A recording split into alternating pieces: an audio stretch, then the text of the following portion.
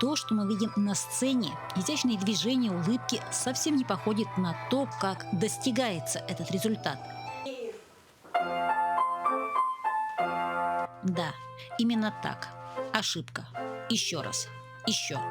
Каждое движение должно стать отточенным, жест рук правильным и улыбаемся.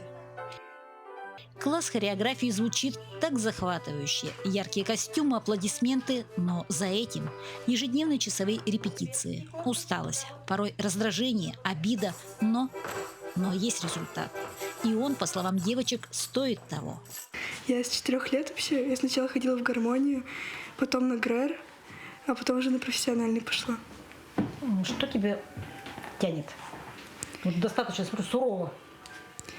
Не знаю, из-за того, что я уже долго занимаюсь, и я люблю выступать. Но мне это нравится. Это сколько сложно выдерживать каждый день, час-полтора?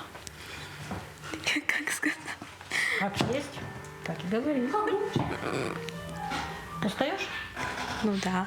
Большая нагрузка все-таки. Ты большая нагрузка. Тяжело? Да. А у тебя хватает сил, времени заниматься чем-то еще? Ну, времени мало, сил тоже мало. Не хватает. Класс Надежды Россовой известен своими постановками и классикой танца, не балет, но... Я так, и классический танец люблю, и народно-сценический. Мне нравится и то, и другое. Но что ближе, трудно сказать, потому что мне очень нравится и классическим танцем заниматься с детьми, потому что это и постановка корпуса, это совершенно другое, да. Сейчас две группы усиленно готовятся к конкурсу, который пройдет в ближайшее время в городе Якутске. Конкурс называется «Северный арабеск». Он проходит в детской школе искусств номер 1 города Якутска. Это профессиональный конкурс среди учащихся детских школ искусств и музыкальных школ. Каждый выезд ступенькой выше. Для самих себя. Мы можем.